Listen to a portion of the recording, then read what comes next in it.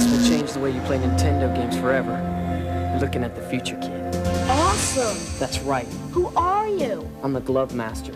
I know everything there is to know about the Power Glove. And I'm here to teach you if you want to learn. Let's go for it. All right, but first, a little history.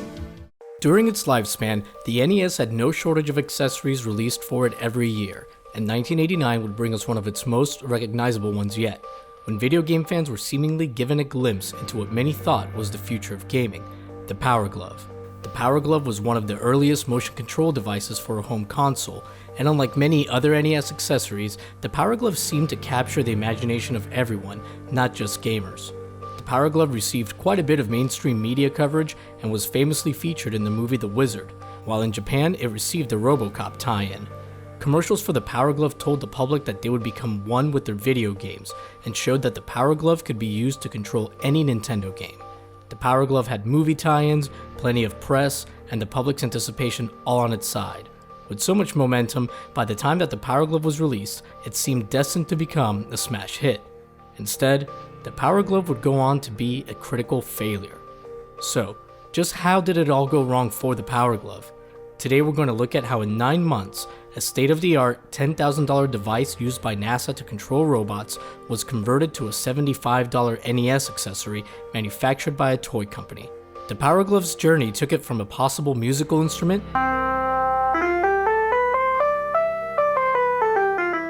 to a tool for NASA, through hardware design innovations, corporate infighting, and even a fake CES demo. This is the story of the Power Glove. I love the Power Glove. It's so bad.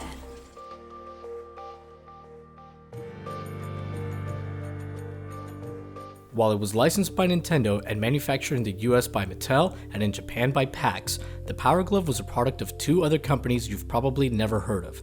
VPL Research, the company where the Power Glove, originally known as the Data Glove, was created, and Abrams Gentile Entertainment, or AGE, who would eventually license the rights to use it for toy and consumer applications. The Data Glove was invented by Thomas Zimmerman, then an MIT undergraduate. Zimmerman's initial idea behind the Data Glove was born from his childhood hobby of air conducting orchestras. As an adult, Zimmerman wanted to take it a step further and began working on a device that could use gestures to create music. By 1980, Zimmerman had completed an initial build using a gardening glove outfitted with LED tubes and a sensor to detect finger bends based on how much of the light passed through. It was simple but effective. Thomas Zimmerman moved to California and began working for Atari, who he was sure would be interested in the Data Glove. Strangely, Atari only offered him $10,000 for it.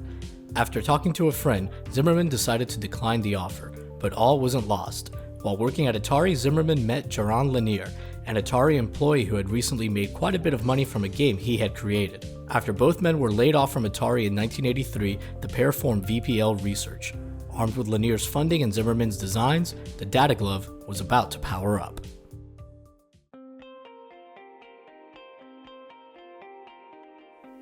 Thomas Zimmerman was now able to concentrate on improving the Data Glove.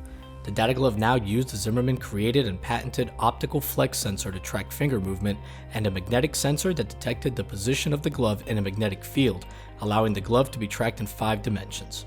VPL Research made various demos and prototypes, some even using headsets and 3D glasses that look similar to what we see in modern VR headsets. It wasn't long before the Data Glove was in demand by research and development companies and institutions such as the MIT Media Lab and NASA. VPL's improvements made the Data Glove a hot commodity in cutting-edge tech markets, and made it a bit of a scientific celebrity. AGE, seeing potential in adapting the Data Glove's technology for use in video games and other consumer electronics, entered a licensing agreement with VPL. VPL's improvements had made the Data Glove a precise, reliable instrument, and AGE now had the rights to bring its high level of quality to video games. AGE only had one problem. Those very improvements that made the Data Glove seem like a perfect fit for video games were very expensive. Each Data Glove cost nearly $10,000, and to have any chance of competing in the home video game market, AGE would need to bring the price down under $100.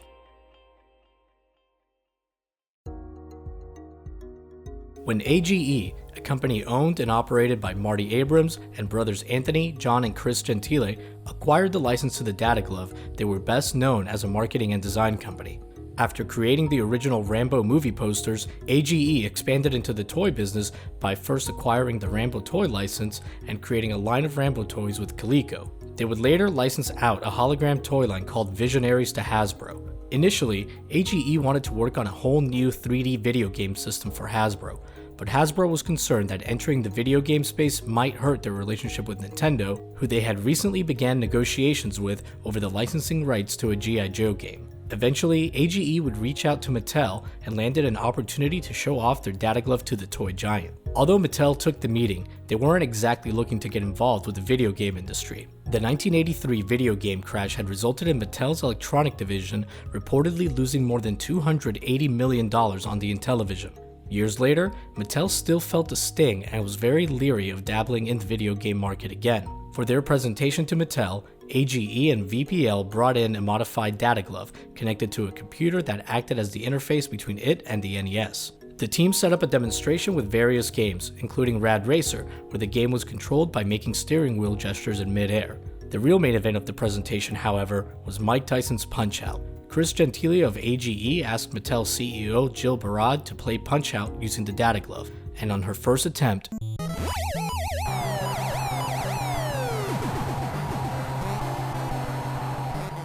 she knocked glass out. Jill removed the glove and said, "I want to do this."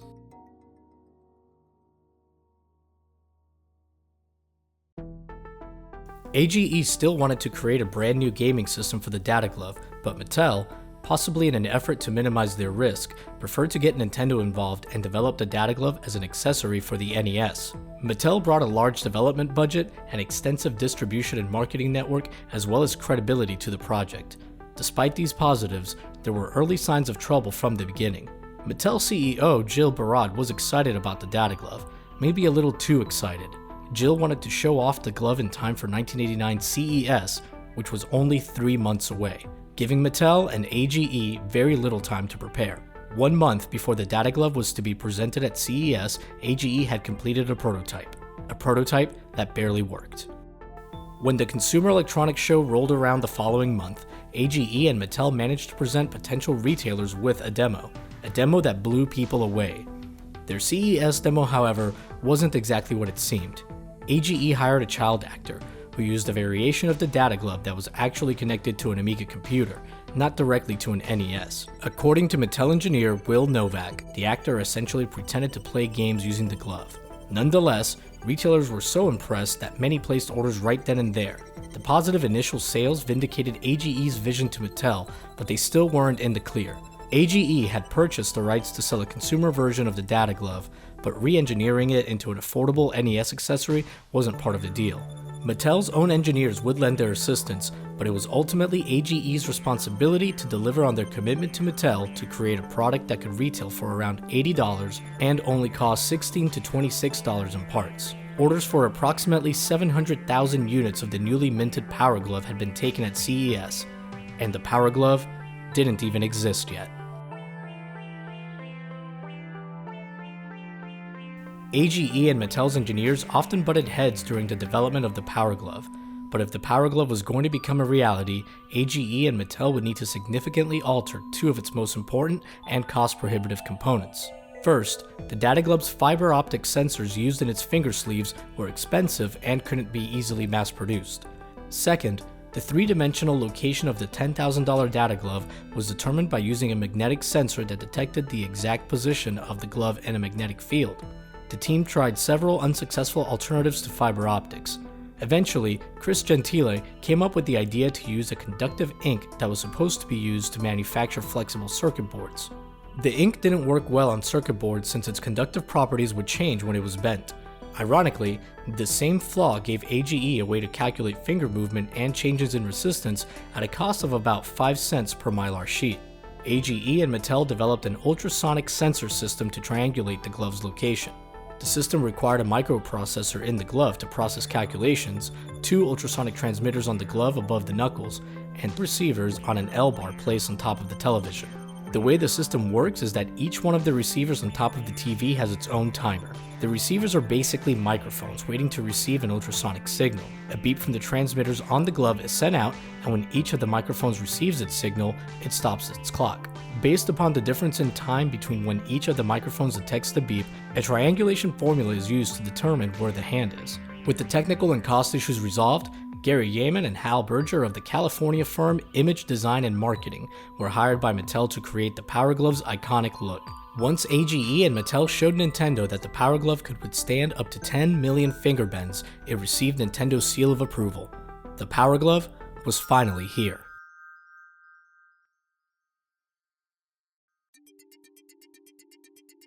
For most of the public, their first introduction to the Power Glove came courtesy of The Wizard, a movie about a video game savant. AGE designed the poster for The Wizard, a movie that many critics said was nothing more than a Nintendo commercial.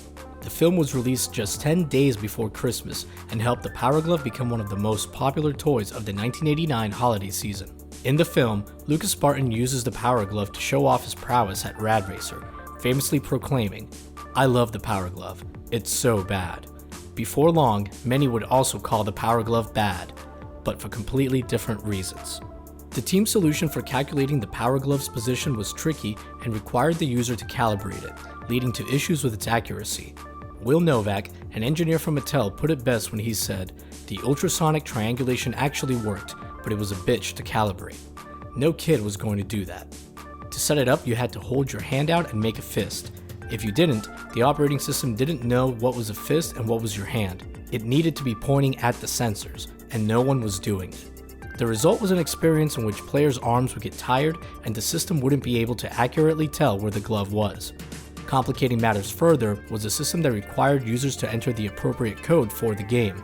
Enter the code incorrectly or fail to properly calibrate the Power Glove, and the system wouldn't respond accurately. Some of these challenges could have been mitigated with Power Glove specific games. Mattel, however, was more concerned with just getting the hardware out, feeling that it wasn't necessary to spend a large amount of money developing Power Glove games since players could just use it with regular NES titles. Unfortunately, playing regular NES games with the Power Glove usually made them more difficult to control and rarely improved the experience. Even with all of these issues, the Power Glove wasn't quite the financial disaster the internet would have you believe. In Japan, the Power Glove was manufactured by PAX and had a promotional tie-in with RoboCop. Just like in the US, the Power Glove had strong initial sales abroad. Including its Japanese sales, the Power Glove went on to sell 1.3 million units, earning nearly $100 million in sales. And it did so without there being any truly Power Glove specific games available when it was released. The first game designed to use the Power Glove from the ground up, Super Glove Ball, didn't go on sale until October of 1990, nearly a full year after the Power Glove's release. By then, it was too little, too late. Interest in the Power Glove had waned. Nintendo players that didn't own a Power Glove had already heard of its troubles through word of mouth and reviews. Mattel's decision to hold off on designing games specific to the Power Glove left them unable to capitalize on its initial appeal or to show its true potential. Another title that was marketed as being designed for the Power Glove was Bad Street Brawler. The NES version of Bad Street Brawler was released a few months before the Power Glove, but in reality, it was just a pre-existing beat-em-up game that Mattel had purchased the rights to. Mattel's programmers tried to make it work with the Power Glove, but results were mixed at best, and the game was poorly received. Both Bad Street Brawler and Super Glove Ball can use regular controllers, and many found them easier to play with the standard NES gamepad. Mattel had plans for a sequel to the Power Glove called the Turbo Glove. The Turbo Glove was going to be a lighter version with a keypad worn on a belt. There were also plans for 2 more Power Glove specific games, with Rare handling their development. Lack of public interest led to both the Turbo Glove and Rare's Power Glove games being cancelled. Then, almost exactly 1 year after it was released, the Power Glove, the future of gaming, was discontinued.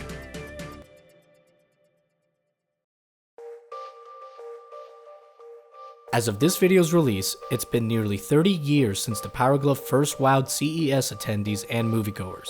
While the Power Glove failed to live up to the hype surrounding it in 1989, its legacy and variety of ways to use it continue to grow to this day. People have hacked and modded Power Gloves to help them create music, while others have found ways to use Power Gloves to fly drones, create stop animation, or enhance its capabilities with an Arduino. Ironically, decades after its release, the Power Glove is now closer to Thomas Zimmerman's original vision than ever before, and as Lucas Barton would say, that's So bad. Thank you so much for watching. If you liked this video and want to see more like it, please be sure to check out my gaming documentaries playlist. If you like the original music, please check out Stephen Finite's YouTube page. And finally, if you'd like to help my little channel grow, please consider subscribing or sharing this video on Reddit or other social media, and thank you for watching.